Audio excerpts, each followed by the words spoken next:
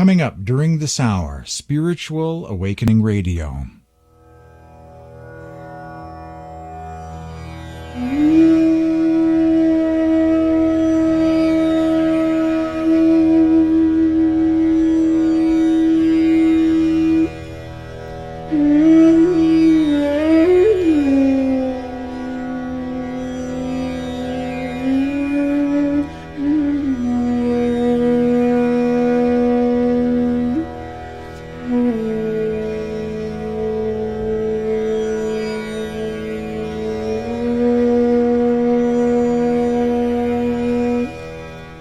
It's time for Spiritual Awakening Radio. My name is James Bean. Today's program is program number 528. HealthyLife.net, program number 528. The Teachings and Wisdom of Swami Sant Sevi Maharaj. Spiritual Awakening explores the world of spirituality, comparative religion, world scriptures, sacred texts, spiritual classics, and other books that matter, East and West, about God, meditation, near-death experiences, out-of-body experiences, the vegan diet, and other ahimsa ethics of non-violence in thought, word, and deed, education for a more peaceful planet, a satsang or spiritual gathering without walls. Freedom of the airwaves. It's unhealthy in a democracy for the media, including radio, to be dominated by only one or two religious voices, as if they are the only ones that exist and no other faith community or spiritual point of view matters. If the religion spirituality section of a bookstore was like the radio airwaves are in most places, only one or two books would be found there. The shelves would be mostly bare and covered in dust. No longer being content with the empty silence, I began recording my own programs. My mission statement: there's not just one religion, there are thousands. After years of being concerned that too few voices, too few points of view were getting heard when it comes to spiritual paths and world religions, that the radio airwaves were not reflecting the diversity that really exists, I started producing my own programs, exploring the world of spirituality, comparative religion, interfaith studies, meditation, mysticism, vegetarianism, the vegan diet, and books, bringing to the airwaves the gentle voices of saints, the wisdom of masters or mystics, world scriptures, sacred texts, the great spiritual traditions, and classics of the East and the West. Welcome to Spiritual Awakening Radio.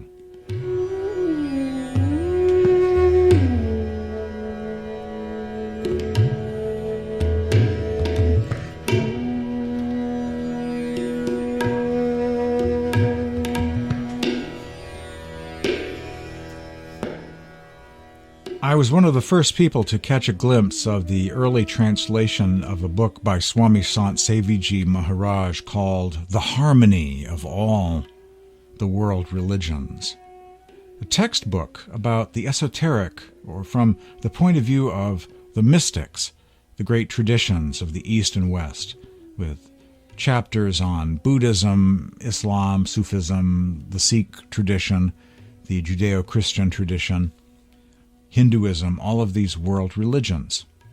And I was so impressed by that book. I was extremely impressed by that book. I now have it hosted on my website. For free, anyone can read this book online. The beginning of this book says, in the point of departure, today's scientific world is acclaimed for its rapid accumulation of material knowledge and accelerating progress, but with the same speed, the great majority of people are moving away from non-material spiritual knowledge. This term spiritual knowledge should not be confused with specific creeds and sects. All around us we see the social fabric being ripped apart by religious fundamentalism, intolerance, and narrow-mindedness.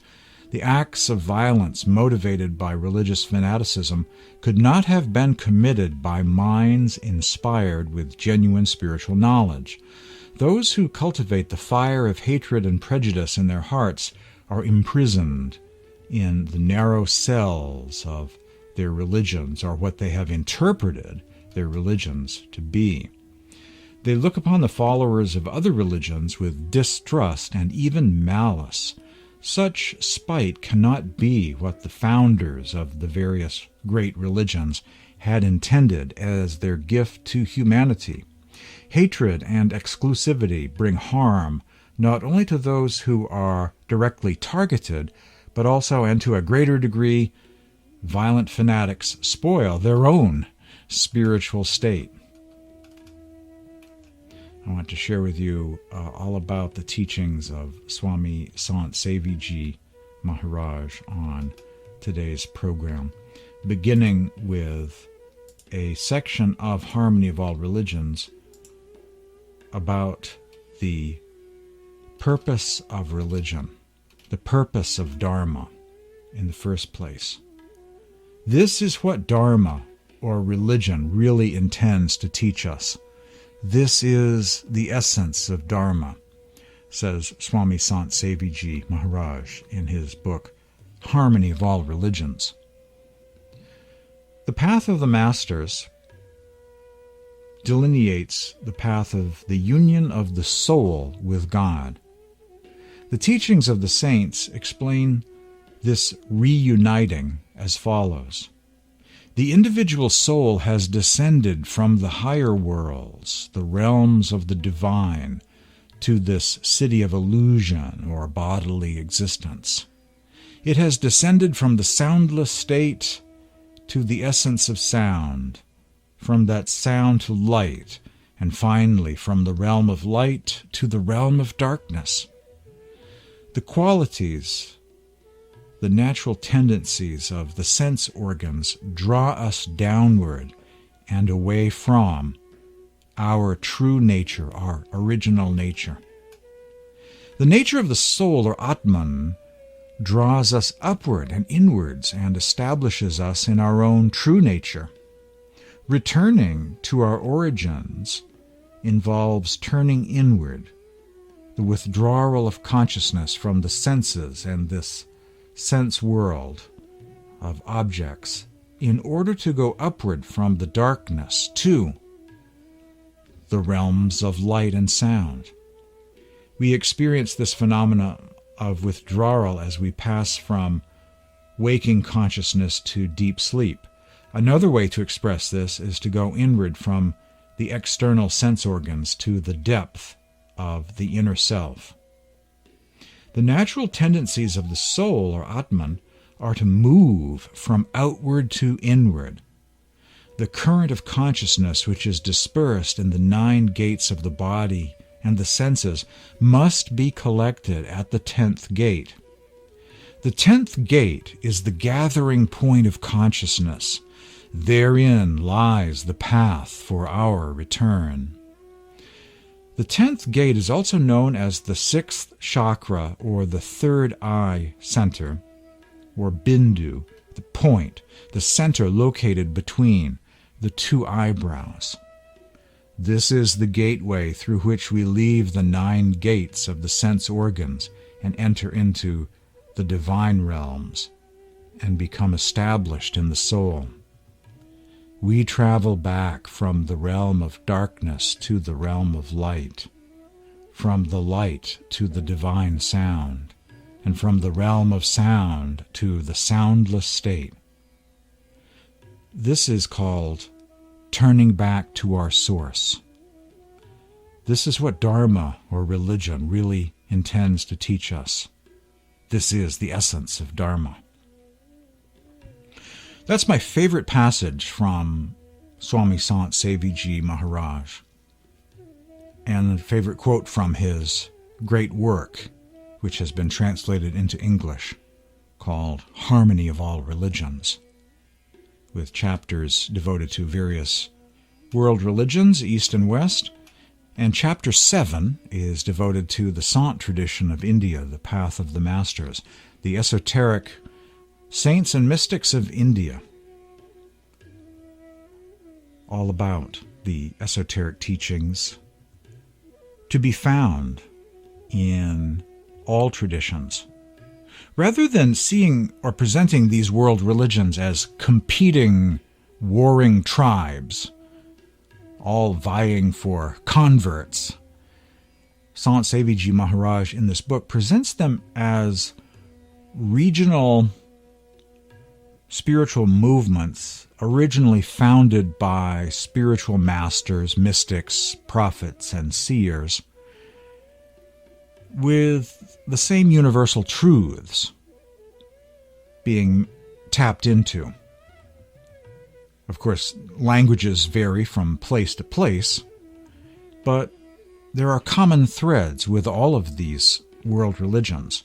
So he doesn't present them as competing world religions, but more or less the same expression present in this culture or that culture or another culture, sort of all part of the same tapestry of humanity in various regions of the world, using various languages and developing, of course, their own theologies and unique customs and outward expressions. But when you delve into the esoteric mechanics of each, and you go back to the original founders of each of these world religions, you find essentially the same universal teachings and ethics and states of consciousness, ultimately referring to divine light, divine sound, where the soul came from, and about going back there again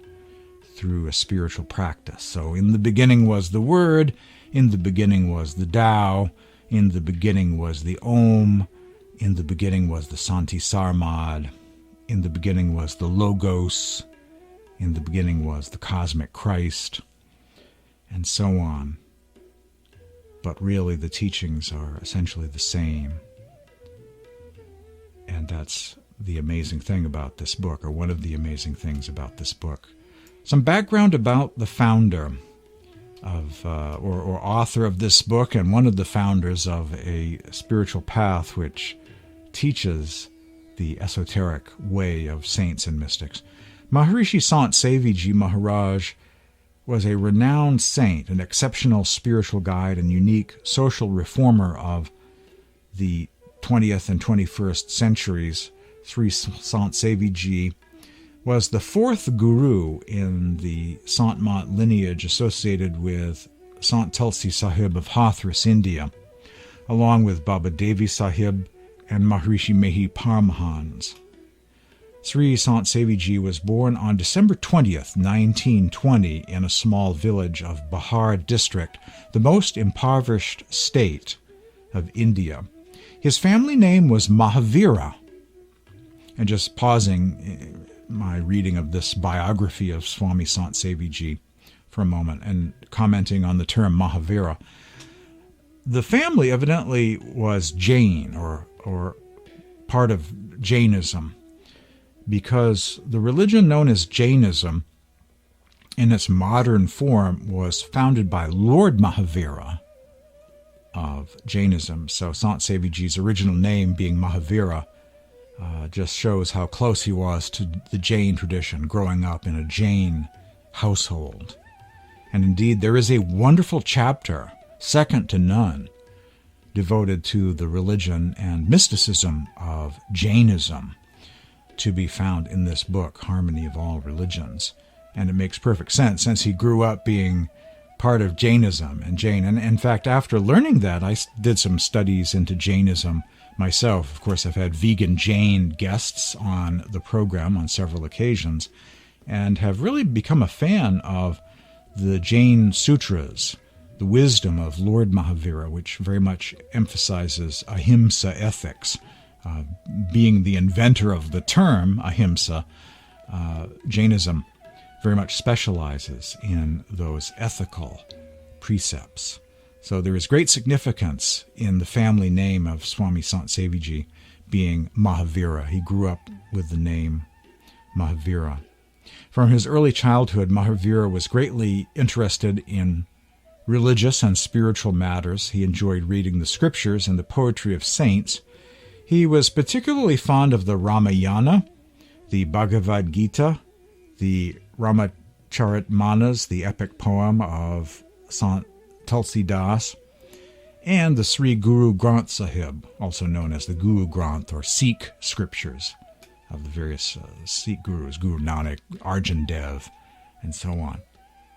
In 1939, Mahavira came in contact with the great sage of Sant Mat, Maharishi Mehi, who had a hermitage in Kapagat, Bhagalpur, next to the Ganges River in Bihar district, India.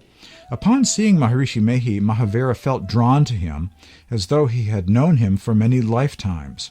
Mahavira was also greatly intrigued by the principles and practices of the masters of Sant Mat.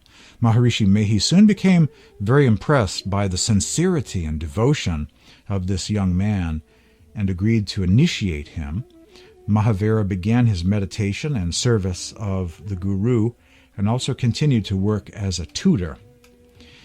In the heart of Mahavira, a keen desire arose to remain permanently in the service of his Guru. His desire was fulfilled in 1949 when Maharishi Mehi gave him permission to stay in the ashram in his service.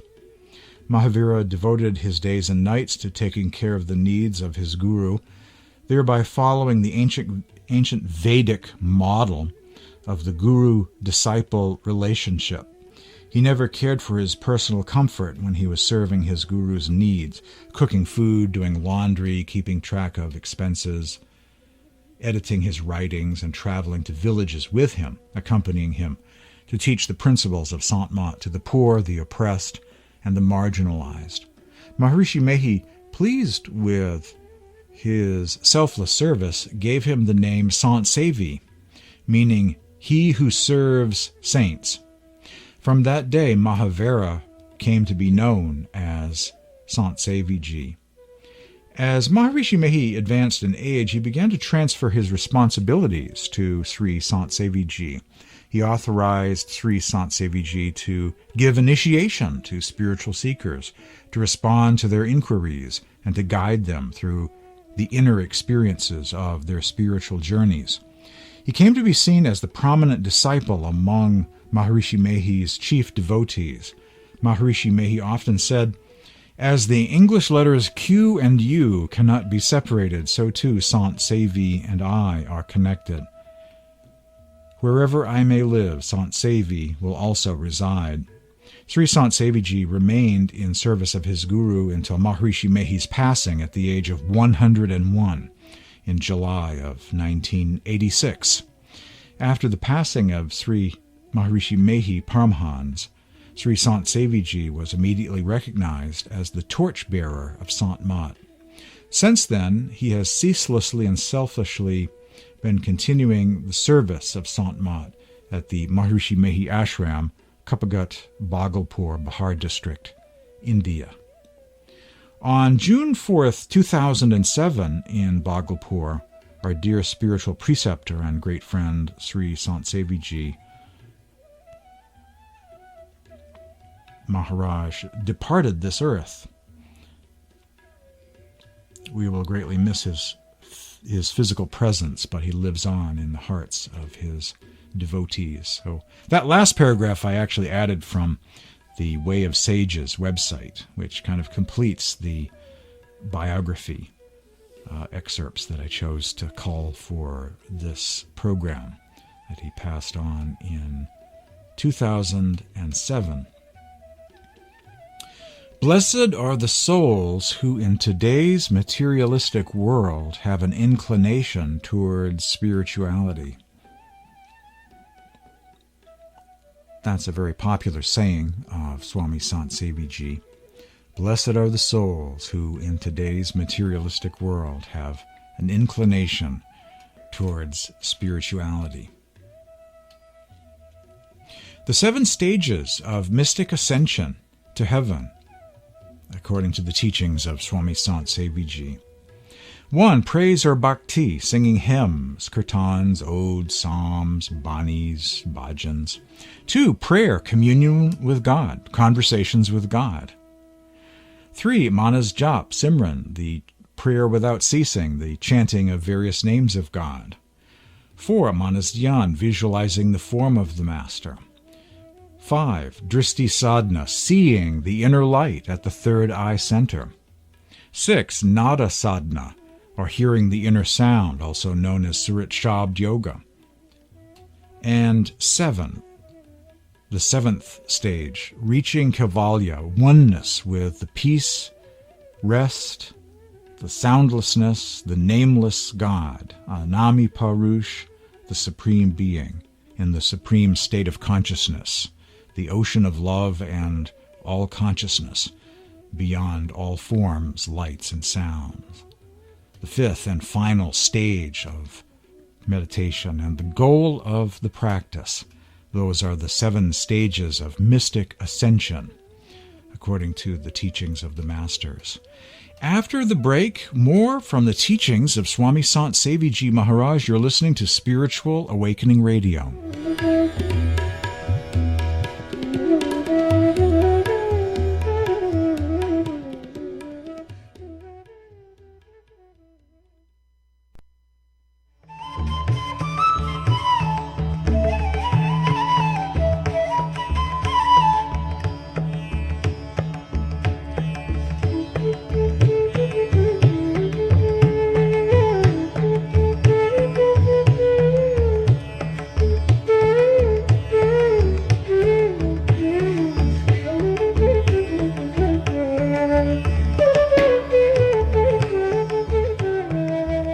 Part of an Indian classical raga found on an album that only exists during Spiritual Awakening Radio. It was an album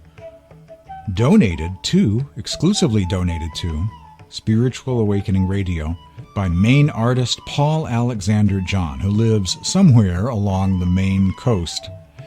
He plays the Indian bansuri, bamboo flute, along with other musicians on tablas, harmonium, and tambura.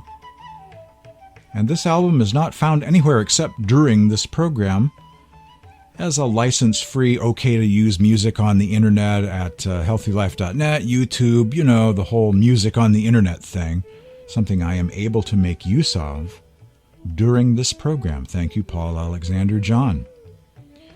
The teachings and wisdom of Swami Sant Sevi Maharaj this week on Spiritual Awakening Radio. During the first segment, I covered a bit about his biography, the purpose of dharma or religion, about full circle, returning back to our source again, returning back to the darkness, the light, the sound, and the ultimate pleroma or restful peace of the Supreme Being and Supreme State of consciousness beyond these worlds of lights and sounds and forms. The worlds of lights, sounds, and forms, in a sense, veil the Supreme Being. And so it's about ascending beyond these veils or coverings back to the source once again. This is called quality meditation, focusing one's attention. Sayings of Sant Sevi. God is found not in a man-made Kaaba or temple, but in the natural Kaaba or temple within your own heart or self. By seeking the path within, one will go beyond the sensory realm and one will attain the state of oneness. Whatever little is possible, do meditation each and every day. But never give up or discontinue meditation. You will definitely meet with success. All of you, please keep on practicing meditation regularly every day. Gurudev, the inner master, will bestow you with success. The main hindrances to success in the practice of meditation are the following: procrastination and laziness, activity of thoughts during meditation, daydreaming, fanciful imagination, planning, the rising of any kind of disturbing thoughts. another saying of Swami Sant Sevi. Unless we overcome the magnanimous challenge of procrastination and curb the ever-rising tide of mental activity during meditation, we cannot reach our noble destination, the state of union with God. The non-vigilant practitioners usually become engrossed in thoughts or fall asleep. These formidable passes must be traversed for success, says Swami Sant Sevi. I read somewhere, I forget which particular master, they were saying that it's a really bad thing if we cannot escape our thoughts when we meditate, that we never do and never can escape the running commentary of the mind, our wandering thoughts, our distracting thoughts. Or if we fall asleep, this is based on being too stuck in what's called samskaras, impressions that are stored in the mind, left over from our past lives. We must be able to escape from those sooner or later. We must be able to escape those thoughts that never seem to want to stop. Or if we fall asleep, we just stay in the physical realm. We must overcome wandering thoughts in meditation, or the tendency to fall asleep. Swami Sant Sevi says, during meditation we should be vigilant and awake.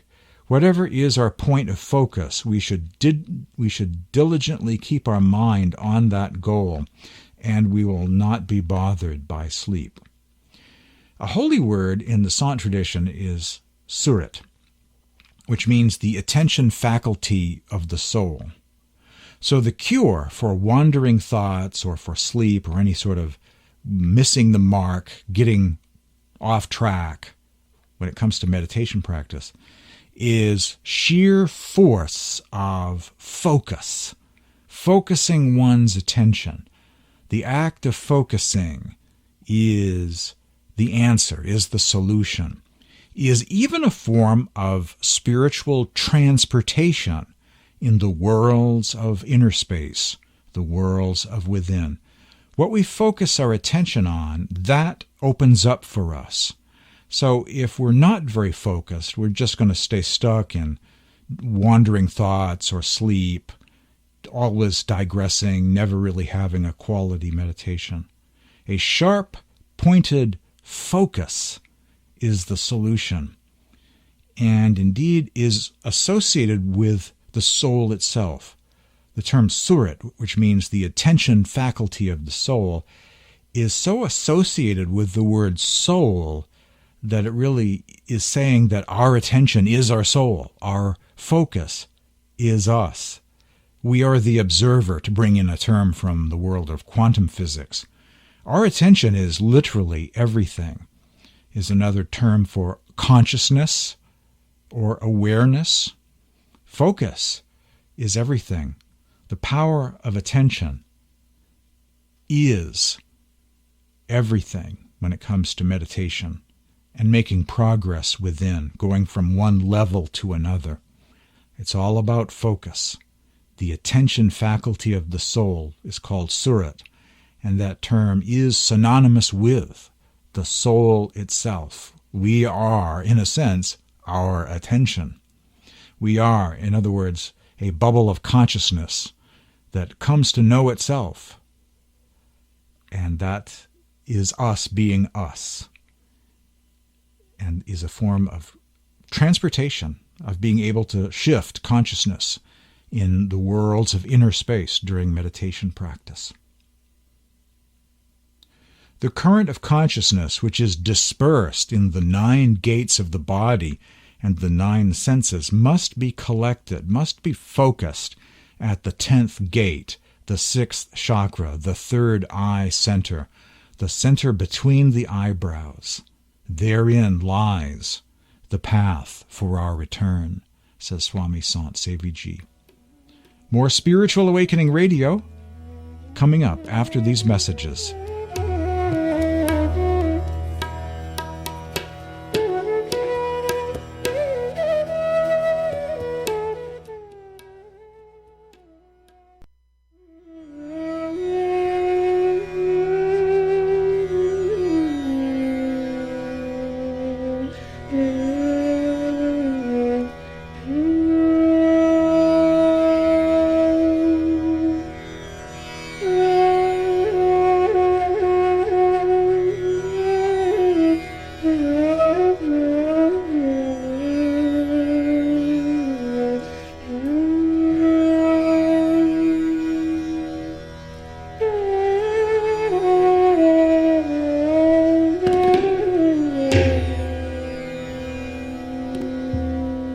This week on Spiritual Awakening Radio, the teachings and wisdom of Swami Sant Sevi Ji Maharaj of the Maharshi Mehi Ashram, somewhere along the Ganges River in Bihar district, India, near a place called Kapagat Bhagalpur, where there are many ancient caves.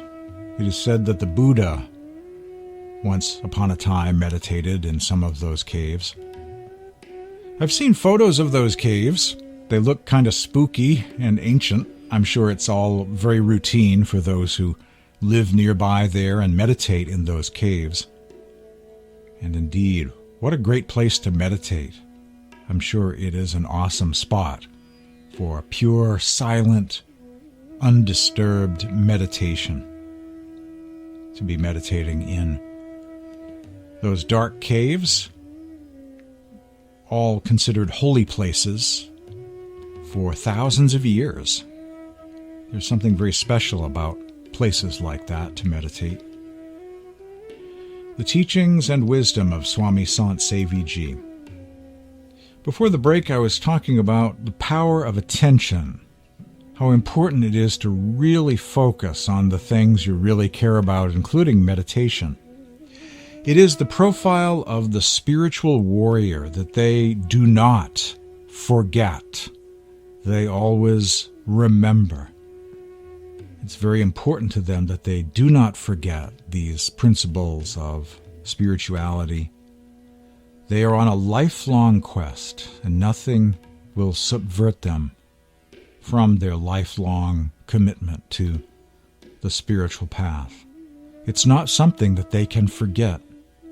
There's a certain kind of person, a kind of spiritual warrior personality that does not ever give up, does not fall back asleep, does not forget, but always remembers, always maintains focus. Being very focused is important, and they know it. Focus is everything. And as I mentioned, a term for the soul used by many mystics is the Hindi word surat, which literally means the attention faculty of the soul. As if focus and attention is synonymous with soul itself. And it is. Swami Sant Sevi Ji said, without formless or subtle meditation, attainment of inner light is impossible. You must get yourself out of darkness. How will this happen? Pratyahara, bringing back the mind, is followed by dharana, the sustaining of focus for small periods or increments of time. At first, this will be for even a small amount of time. Pratyahara is the repeated practice of bringing the wandering mind to focus again. By repetitive practice of pratyahara, we are able to focus for a little while on the object of meditation. This focusing for small periods is known as dharana. When this dharana continues for extended periods, then the state of dhyana, or true meditation, complete focus, occurs. An interesting paragraph from Swami Sant Sevi Ji Maharaj on the process of how to focus and to refocus. We don't beat ourselves up when we discover that our mind has been wandering or digressing in meditation. We just refocus. And that's the challenge. And they have a neat Hindi word for this, pratyahara, the bringing back of the mind to focus again. And then quality periods of time when we have successfully maintained that focus are called dharana, a sustained period of time. And then, of course, this turns into true meditation, true dhyana, which is not sleepitation or sitting in a fidgety sort of state with eyes closed, but actual quality meditation, focused meditation. That's true dhyana, or true focus in meditation. So that's the idea, the art of refocusing whenever our mind is drifting. That's called pratyahara. A quality period when we have been focusing is dharana, and this all adds up to true, genuine, focused meditation, or dhyana, the complete focus of meditation, or true meditation.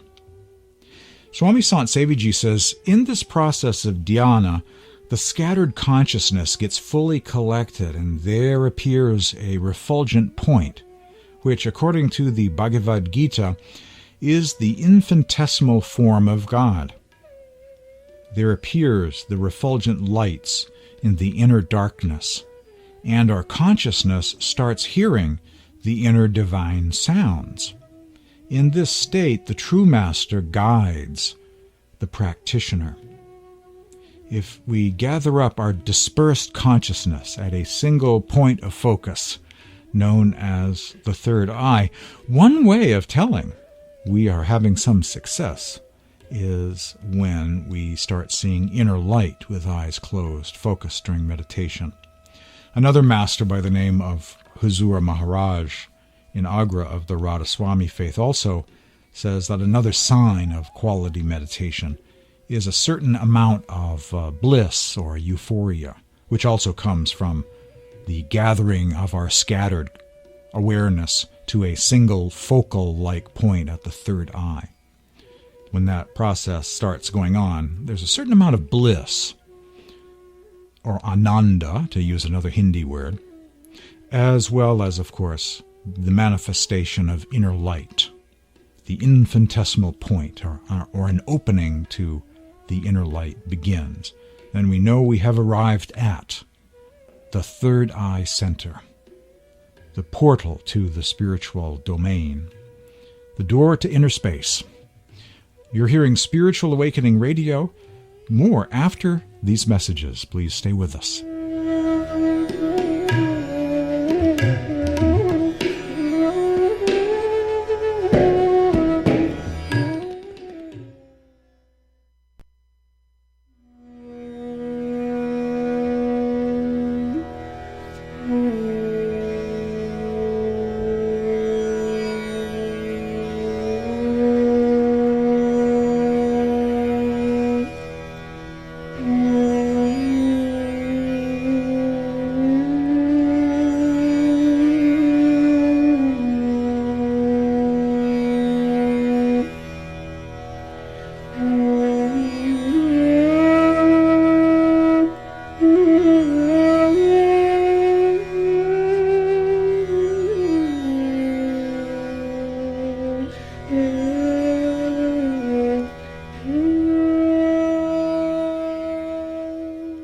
Bhagavad Gita is the name of a holy book from India.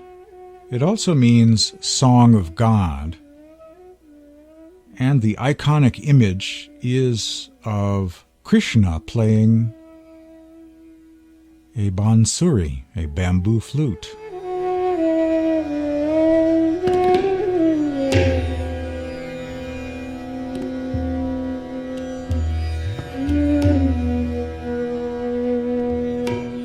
These are couplets of Swami Sant Sevi about meditation practice, exploring inner space, exploring consciousness. He says, begin meditation with internally chanting or repeating the Guru mantra incantation, the charged words given by the Master. And then try to visualize the radiant form or image of the Satguru in the still darkness of the inner sky with eyes closed.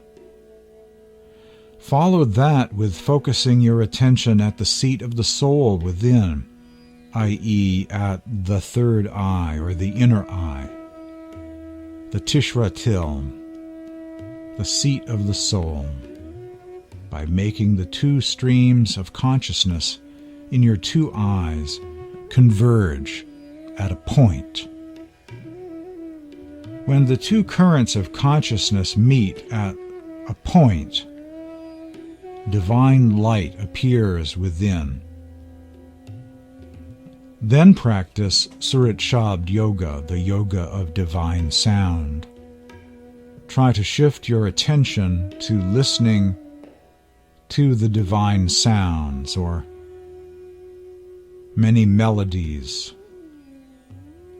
Anhad Nad or Anhad Shabd ringing inside. Listening to the divine sound destroys all the perversions, all the agitations of the mind. Ascending beyond or transcending all of the sounds, try to identify and tune in to the quintessential unstruck melody called Sar Shabd or Anhat Nad, which alone is capable of taking you and merging you into oneness with the Supreme Lord. This is the ultimate deliverance, emancipation, or liberation.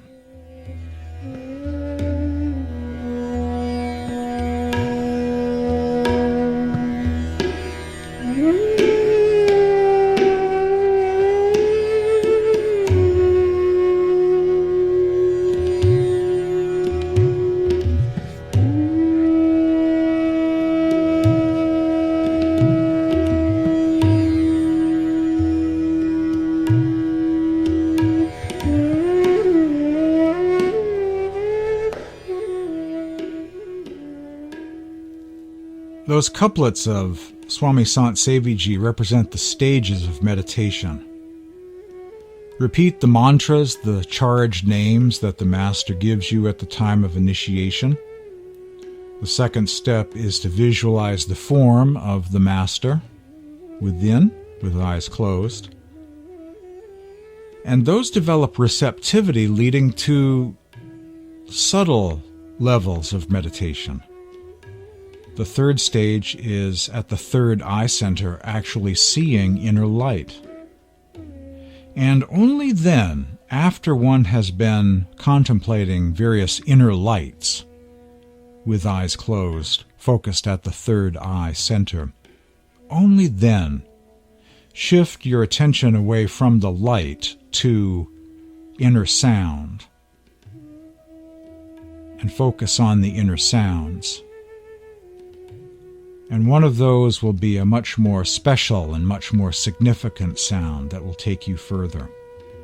It's only the sound that truly can tame the serpent mind. It's like the recorder, the stereotypical image of someone, the snake charmer, playing his recorder, and the snake comes out of the basket, and it's just riveted. It's in a raptured state, listening to the sound of the recorder being played by the snake charmer. The divine snake charmer is the one playing the cosmic melody, and that is the only solution that has been found that ultimately will enrapture the serpent mind and cause it to become completely still. And only that quiet mind can go very far into the depths of meditation. Thus, the appeal of Nada Yoga, also called Surat Shabd Yoga, focusing attention on inner sound as a way to truly still the mind and to reach the depths of ultra stillness and peace, as in Shanti, or ultimate peace. From the last words of Swami Sant Sevi ji, whatever little is possible, do meditation every day, but never ever give up or discontinue meditation. You will definitely meet with success. From the last words of Swami Sant Sevi ji. Well, I hope you've enjoyed today's edition of Spiritual Awakening Radio, exploring the teachings and wisdom of Swami Sant Sevi ji Maharaj. My name is James Bean. My website is spiritualawakeningradio.com. Hope you'll visit my website and explore the various buttons and tabs there and podcasts that are available. Thanks for listening.